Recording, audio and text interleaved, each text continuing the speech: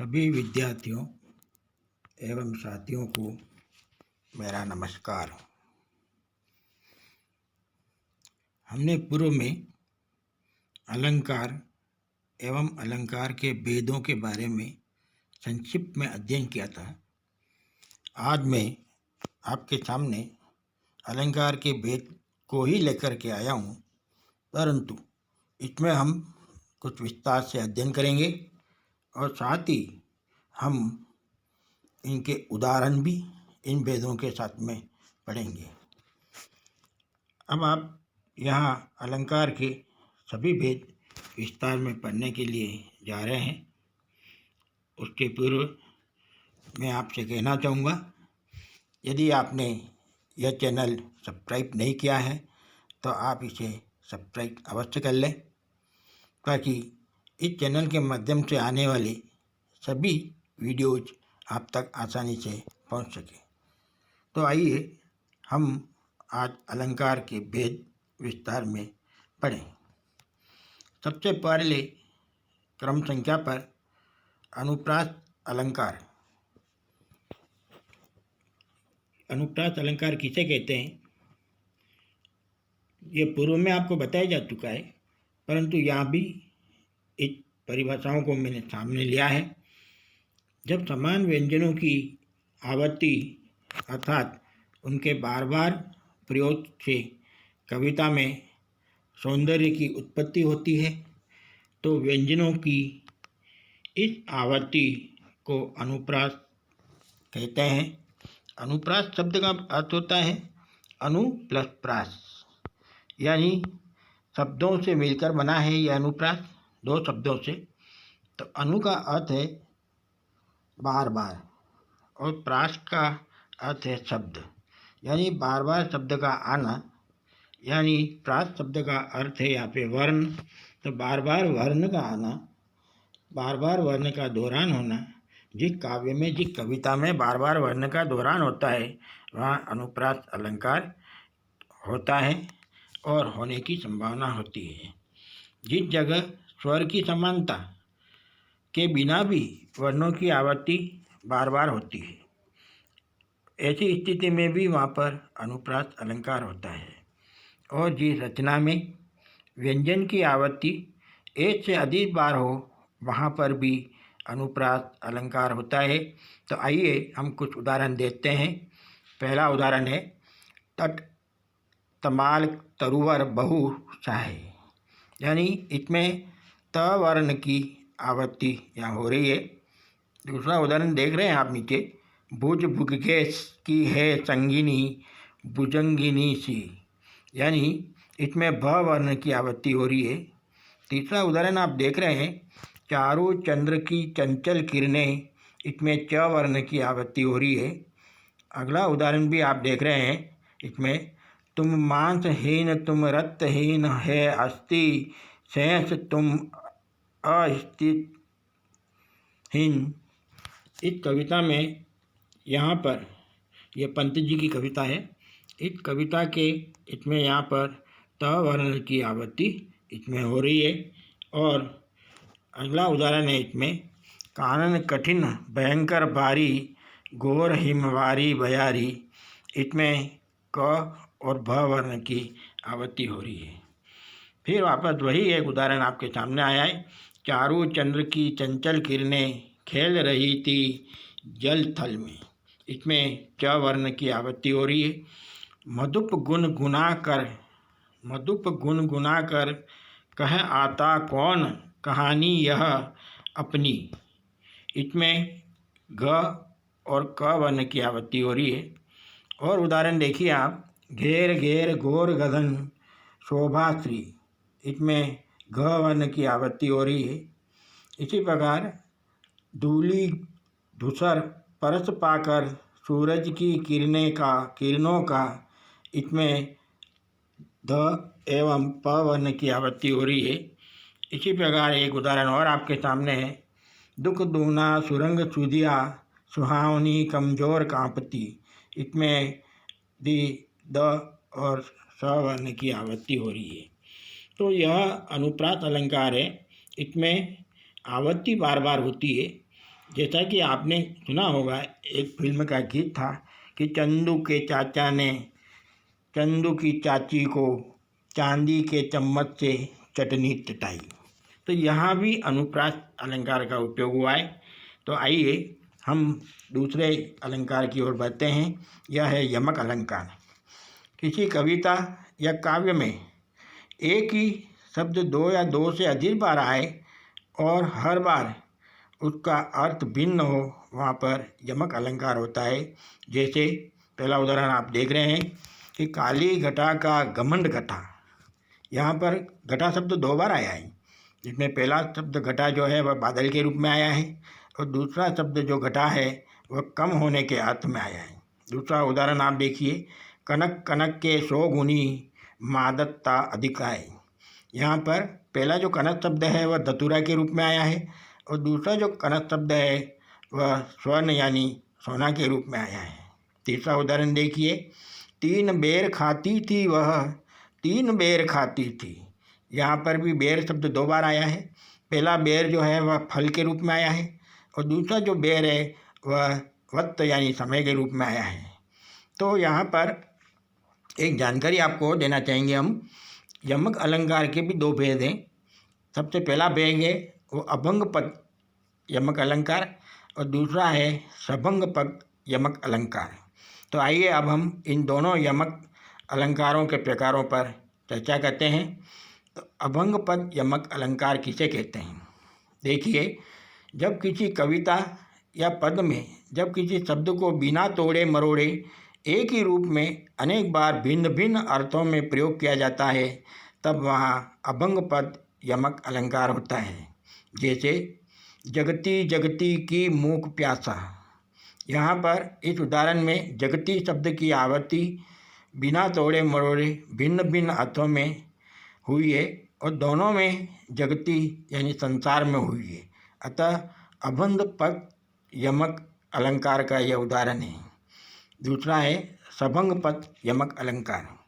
जब किसी कविता या पद में जोड़ तोड़ कर एक जैसे वर्ण समूह यानी शब्द की आवृत्ति होती है तो उसमें भिन्न भिन्न अर्थों की प्रकृति होती है अथवा वह निरर्थक होता है, तब सभंग पद यमक अलंकार होता है। जैसे उदाहरण आप देख रहे हैं, पास हीरे हीरे की खान खोजता कहाँ और नादान। इसमें जो आपके यहाँ एक उदाहरण में हीरे वर्ण समूह की आवृत्ति पहली बार में वही ही प्लस रे को जोड़कर आया हुआ है। तो इस प्रकार यहाँ पर सभंग पद यमक अलंकार हुआ। तो आइए हम और उदाहरणों द्वारा यमक अलंकार को समझते हैं। अगला उदाहरण आपके सामने आप देख रहे हैं, या मुरली मुरलीधर की अधरान धरी अधराना धरोगी। यहाँ अधरान शब्द जो है वह होठों के लिए आया है और अधराना यानी होठों पर नहीं। तो शब्द एक ही है पर उसके अर्थ अलग अलग हो रहे हैं यहाँ पे। इसी प्रकार दूसरा जो उदाहरण इसमें लिया है, काली घटा का घमंड घटा। ये पूर्व में भी आपको बता चुका हूँ मैं। यह घटा का अर्थ यानी बादल से है, बादलों का जमघट। और दूसरी घटा का अर्थ जो है यहाँ पर कम हुआ है यानी कम होने के अर्थ में हुआ है। दूसरा आगे उदाहरण और है, माला फेरत जुग गया फिरा न मन का फेर कर का मन का दारी दे मन का फेर। यहाँ ये कबीरदास जी का दोहा है। इसमें मन का पहला मन का जो आया है उस मन का शब्द का अर्थ है माला का मोती और दूसरा जो मन का आया है उसका अर्थ है हृदय का। तो यहाँ पर भी ये आपके सामने यमक अलंकार का उदाहरण है। अगला उदाहरण आपके सामने और है, वह है तू मोहन के उर्वशी हो उर्वशी समान। यहाँ उर्वशी शब्द दो बार आया है। इसमें पहला उर्वशी जो है वह हृदय में बसने को लेकर के यहाँ लिखा गया है और दूसरा उर्वशी जो शब्द है वो अप्सरा के रूप में, स्वर्ग की अप्सरा जो उर्वशी है उसके रूप में यहाँ उपयोग किया गया है। आइए तीसरा अलंकार, यह श्लेष अलंकार है। श्लेष अलंकार की परिभाषा आप देख रहे हैं। श्लेष का जो अर्थ है वह होता है चिपकाना। जहाँ शब्द को एक बार प्रयुक्त किया जाए पर उसके एक से अधिक अर्थ निकले, वहाँ पर श्लेष अलंकार होता है या श्लेष अलंकार कहलाता है। इसमें आप उदाहरण के रूप में देखिए, जो रहीम की गति दीप की कुल कपूत की सोए, जो रहीम की गति दीप की कुल कपूत की सोए, बारे उजियारे करे बढ़े अंधेरो होए। यहाँ पर दीपक और कुपुत्र का वर्णन है। बारे यानी और बड़े, और यह शब्द दो अर्थ ले रहे हैं या दो अर्थ दे रहे हैं। दीपक बारे यानी जलाने पर, और कुपुत्र बारे यानी बाल्यकाल में उजाला करता है। ऐसे ही बुझ जाने पर, दीपक बड़े बुझ जाने पर, और कुपुत्र बड़े यानी बड़े होने पर वह अंधेरा करता है। इस दोहे में बारे और बड़े ये शब्द बिना तोड़ मरोड़े ही दो अलग अलग अर्थों में इनकी प्रतीति यहाँ करा रहे हैं। अतः यह अभंग पद श्लेष अलंकार है। दूसरा उदाहरण देखो, रो रो कर सिसक सिसक कर कहता मैं करुण कहानी, तुम सुमन नोचते सुनते करते जानी अनजानी। इस शब्द में, इस पद में यहाँ सुमन शब्द का एक अर्थ है फूल, और दूसरा सुमन शब्द का अर्थ है सुंदर मन। सुमन का खंडन यहाँ हुआ है सु प्लस मन करके। जो दूसरा शब्द है वह सुंदर मन अर्थ होने से यह सभंग श्लेष अलंकार होता है। और उदाहरण देखिए इसमें, सुवर्ण को ढूंढत फिरत कवि व्यभिचारी चोर। यहाँ पर सुवर्ण यानी दो हाथों में लिया है इसको, एक तो सुंदरी के रूप में और दूसरा सुवर्ण यानी यह सोने के रूप में लिया है। तो यहाँ भी इसके दो हाथ हो रहे हैं। और उदाहरण आप देखिए, रहीमन पानी राखिए बिन पानी सब सून, पानी गए न उबरे मोती मानुष चून। यहाँ पर पानी के जो हाथ हो रहे हैं वह इस प्रकार से हैं, चमक, इज्जत और जल। तो यहाँ पानी के अनेक अर्थ हैं, शब्द एक के परंतु उसके अनेक अर्थ हो रहे हैं। फिर और उदाहरण देखिए आप, विपुल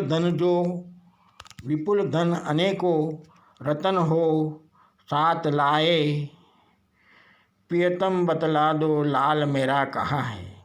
यहाँ लाल शब्द के दो अर्थ हो रहे हैं। एक लाल का अर्थ है यहाँ पे पुत्र, और दूसरा लाल का अर्थ यहाँ पे हो रहा है मणि। आइए अगला उदाहरण आप और देखिए, मधुवन की छाती पर देखो, मधुवन की छाती को देखो, सूखी कितनी इसकी कलियाँ। यहाँ कलियाँ शब्द जो है वो खिलने से पूर्व और फूल की दशा को बता रहा है, और दूसरा यहाँ यौवन के पूर्व की अवस्था के रूप में भी इसको बता रहा है। उसके बाद आगे देखिए, मेरी भव बाधा हरो राधा नागरी सोए, जातन की जाही पड़े श्याम हरित दूती होए। यहाँ पर हरित शब्द है। यह हरित शब्द हर लेने के लिए काम में आया है, हर्षित होने के लिए काम में आया है, और हरे रंग को होने के लिए या हरे रंग को भी यहाँ प्रदर्शित कर रहा है। तो यहाँ एक ही शब्द है, वह अलग अलग अर्थ में आपके सामने उदाहरण के रूप में यहाँ बताया गया है। चौथा अलंकार आपके सामने आ रहा है उपमा अलंकार। उपमा अलंकार किसे कहते हैं, आइए देखिए। जब किसी कविता या पद में जहाँ एक वस्तु या प्राणी की तुलना अत्यंत समानता के कारण किसी अन्य प्रसिद्ध वस्तु या प्राणी से की जाती है, वहाँ उपमा अलंकार होता है या माना जाता है। जैसे चांद सा मुखड़ा, यानी मुँह की तुलना चांद से की गई है। तो उपमा अलंकार की इस प्रकार व्याख्या करते हुए उपमा अलंकार के चार प्रमुख भेद हैं, वह आपके सामने देख रहे हैं आप। पहला उपमेय उपमा अलंकार, उपमान उपमा अलंकार, समान साधारण धर्म उपमा अलंकार, और वाच्य शब्द उपमा अलंकार। यूँ कहा जाए, उपमेय उपमान धर्म एवं वाचक ये चार भेद इस उपमा अलंकार के लिए महत्वपूर्ण है। तो सबसे पहले यहाँ पर जो उपमेय है, उपमेय यानी जिसकी तुलना की जाती हो। यहाँ पर मुखड़े की तुलना कर रहे हैं। उपमान यानी जिससे तुलना की जाती हो, चांद सा मुखड़ा, यानी मुखड़े की तुलना किससे कर रहे हैं? चांद से कर रहे हैं। और समान और साधारण धर्म, जो धर्म उपमान व उपमेय में समान रूप से पाया जाए, वह समान धर्म, साधारण धर्म उपमा अलंकार के लिए कहा जाता है। फिर वाचक शब्द उपमा अलंकार, जिस शब्द विशेष रूप से समानता का बोध हो, जैसे सा, सी, सरिस, सदृश्य, सम, ऐसे शब्दों का प्रयोग यदि किसी पद में या काव्य में होता है तो वहाँ यह वाचक शब्द उपमा अलंकार होता है।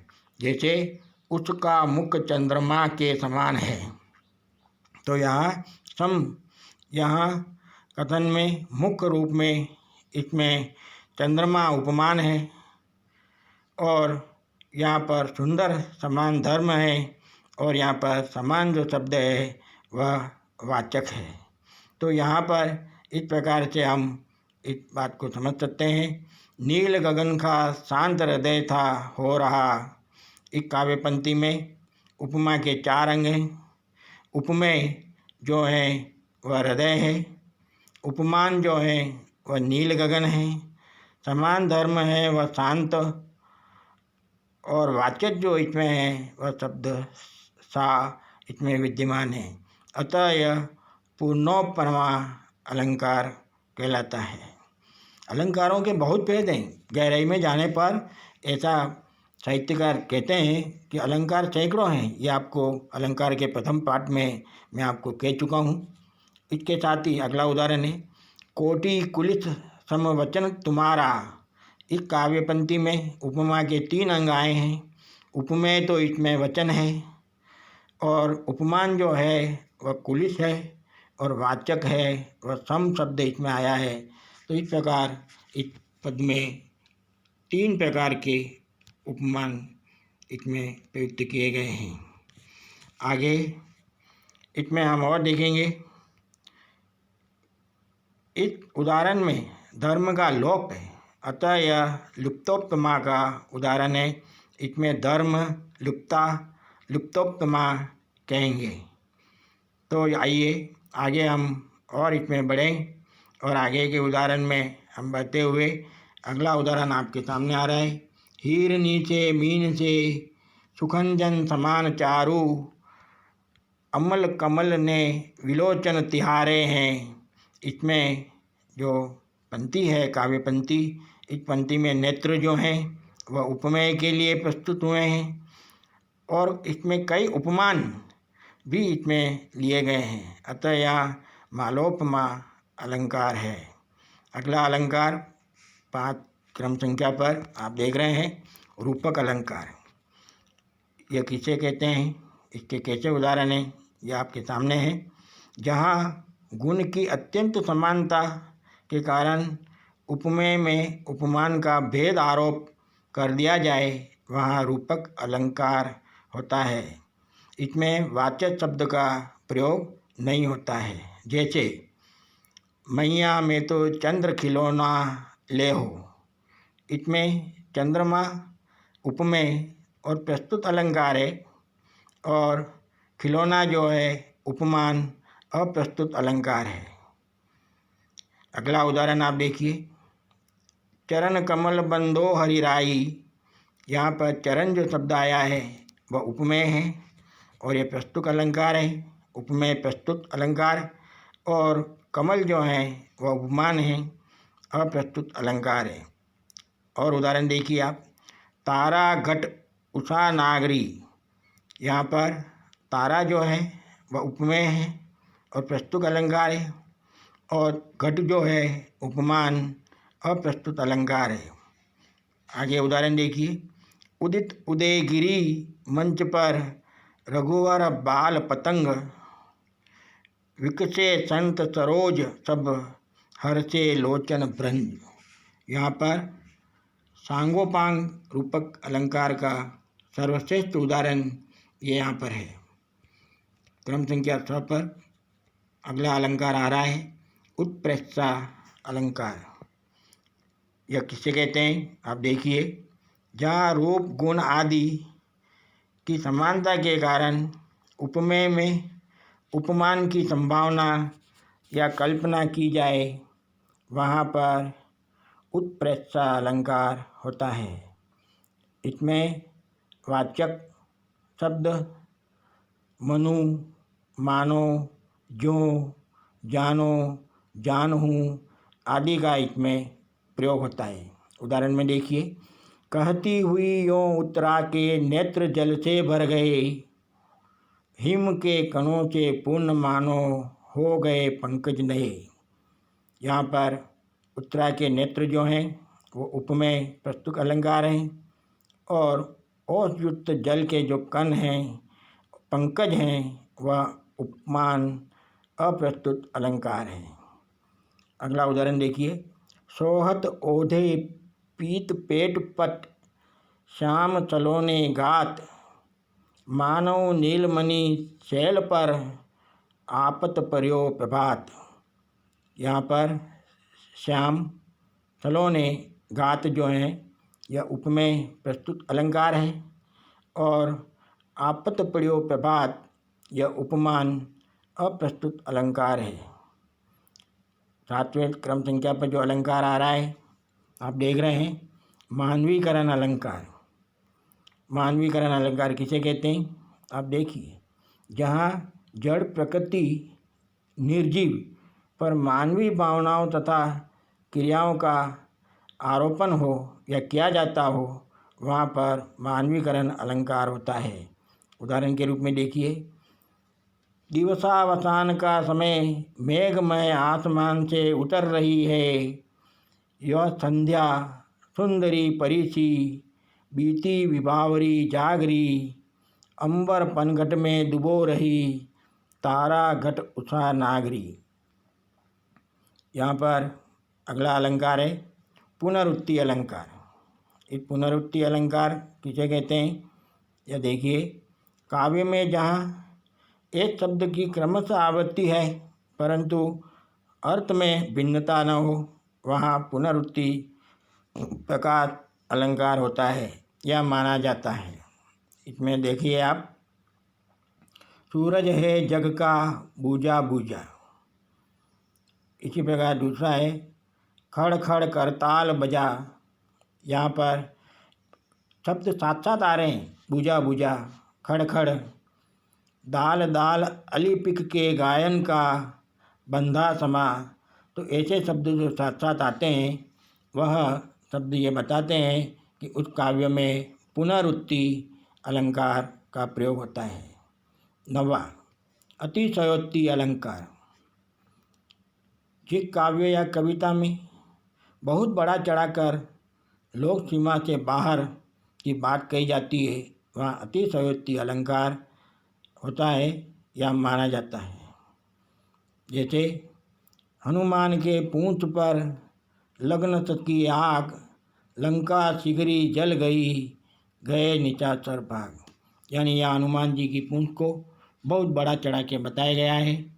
लंका जल गई, सब निशाचर जल गए परंतु हनुमान जी की पूंछ नहीं जली, उनकी पूंछ में आग नहीं लग सकी। दूसरा उदाहरण है पद पाताल शीश अजधामा, अपर लोग अंग अंग विश्राम। यहाँ पर लोक की व्याख्या की है।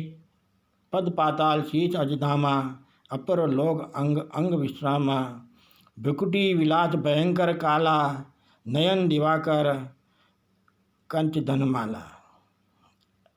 आगे दूसरा अलंकार है वह अन्योक्ति अलंकार आपके सामने प्रस्तुत है।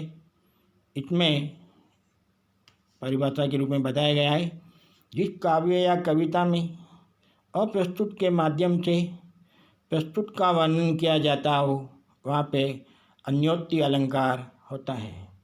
जैसे माली आवक देख के कलियाँ करे पुकार, फूल फूल चुन लिए काले हमारी बार। यहाँ पर अगला उदाहरण देखिए आप। स्वार्थ सुकृतन समवथा देखी विहंग विचारी बाज पराए पानी परी तू पंचई न मारी। अगला उदाहरण देखिए। नहीं पराग नहीं मधुर मधु नहीं विकास इह काल अली कली होशो बंद्यो आगे कौन हवाल। तो यहाँ पर भी इस अलंकार में अन्योक्ति अलंकार, अन्य के माध्यम से किसी दूसरे को वर्णन करना, किसी दूसरे का वर्णन करना, यहाँ पर इस अलंकार का महत्व है। 11वां अलंकार जो आ रहा है क्रम संख्या पर 11 पर, समासोक्ति अलंकार। जिस काव्य या कविता में प्रस्तुत के साथ अप्रस्तुत की वंजना होती हो एवं प्रस्तुत प्रधान एवं व्यंग होता हो और अप्रस्तुत जो है वह व्यंग्यार्थ होता हो, उसको वहाँ जो अलंकार के रूप में काम आता है वह समासोक्ति अलंकार कहलाता है। जैसे लोचन मृग राम ही उर आनी दीने पलक कपाट सयानी। दूसरा है पीली पड़ गई निर्वन कोमल कृष्ण देह लता को मिलाई। 12वां अलंकार है विशेषोक्ति अलंकार। इस विशेषोक्ति अलंकार में यह बताया गया है कि कविता या काव्य में कारण के होने पर भी कार्य के न होने का वर्णन किया जाता हो, वहाँ विशेषोक्ति अलंकार कहलाता है। उदाहरण के रूप में बताया है त्यों त्यों प्यासे रहत ज्यों ज्यों पियत अंधाई अधाई सगुन सलोने रूप की जून कृष तसा बुझाई। यानी प्यास नहीं बुझ सकती है चाहे कितना भी पानी पिए, सगुन सलोने रूप की जून चख तसा बुझाई। यानी रूप कितना भी अच्छा हो परंतु उससे उसकी प्यास नहीं बुझाई जा सकती। अगला उदाहरण है नीर भरे नीत प्रति रहे तव न प्यास बुझाए। यानी यहाँ पर भी यही है कि आँखों में जल होता है, आँखों में पानी होता है, फिर भी उन आँखों से प्यास नहीं बुझाई जा सकती। 13वां है प्रतीप अलंकार। जिस काव्य या कविता में उपमान का उपमेय के रूप में या उपमान की हीनत्व वर्णन करने पर या उपमेय को अप्रस्तुत रूप में रखकर वर्णन किया जाता हो, वहाँ प्रतीप अलंकार होता है। बहुरी विचार किए मन माही सीय बदन सम हिमकर नाई। दूसरा उदाहरण है लीय मुख समता पाव किमी चंद्र बापूरी रंग। और तीसरा इसमें उदाहरण आ रहा है कल्प वस्त्र के ही काम का जब है नृप जसवंत। अगला उदाहरण है दृष्टांत अलंकार। इस दृष्टांत अलंकार में किसे कहते हैं आप देख रहे हैं, जिस काव्य और कविता में पहले एक बार कही जाए और फिर उससे मिलती जुलती बात कही जाए। पहले तो एक बात कही जाए फिर उससे मिलती जुलती दूसरी बात कही जाए और उन दोनों में भिन्न भिन्न धर्म होने पर बिंब और प्रतिबिंब का भाव हो, अर्थात उपमान और उपमेय या उपमेय और उपमान में बिंब और प्रतिबिंब का भाव हो, वहाँ पर दृष्टांत अलंकार होता है। जैसे संगति सुमति न पावही परे कुमंती के धंध मेली राख्यो मेली कपूर में हींग न होत सुगंध। यानी यहाँ कपूर के अंदर हींग रख देने पर भी उसमें सुगंध नहीं आती है। तो इस प्रकार इन दोनों में बिंब और प्रतिबिंब की यहाँ व्यंजना की गई है। दूसरा है इसमें उदाहरण दुसह दुराजू प्रजानु को क्यों न बढ़े दुख दंदु अधिक अंधेरो जग करत मिली मावस रवि चंदू। आइए अगला अलंकार है व्यतिरेक अलंकार। किसे कहते हैं परिभाषा के रूप में देखिए, जिस काव्य या कविता में गुणों को अधिकता या विशेषता के कारण उपमान की तुलना में उपमेय के उत्कर्ष का वर्णन अर्थात उपमान की अपेक्षा उपमेय को विशेष दर्जा देके दिखाया जाए, वहाँ पर व्यतिरेक अलंकार होता है। जैसे यहाँ पर शीय मुख शरद कमल जीमी कीमी कही जाए, जीची नीची मलिन रहत वह नीची दिन यह विसराए। दूसरा उदाहरण है इसमें, साधु उच्च है शैलसम टिंकु प्रकृति सुकुमार, राधा मुख को चंद्र सा कहते हैं मतिरंग, निष्कलंक है वह सदा उसमें प्रकट कलंक। यानी यहाँ इनकी विशेषता बताई गई है और इसमें उपमान जो है उसकी अपेक्षा उपमेय की विशेष व्याख्या की गई है, उसको विशेष स्थान दिया गया है, इसलिए यह व्यतिरेक अलंक है। क्योंकि यहाँ पर साधु उच्च है और शैलसम यानी पहाड़ के समान है, किंतु प्रकृति जो है वह यहाँ सुकुमार है। प्रकृति को यहाँ कुमार बताया गया है, जबकि प्रकृति के अंतर्गत ही यहाँ पहाड़ आता है, पर्वत आता है। यहाँ राधा मुख को चंद्र सा, राधा के मुख को चंद्र के समान बताया गया है। तो इस प्रकार यहाँ पर हम अलंकारों के ये भेद जो लगभग 15 भेद आपके सामने रखे हैं, मैं आशा करता हूँ कि आप सभी को यह भेद पसंद आए होंगे।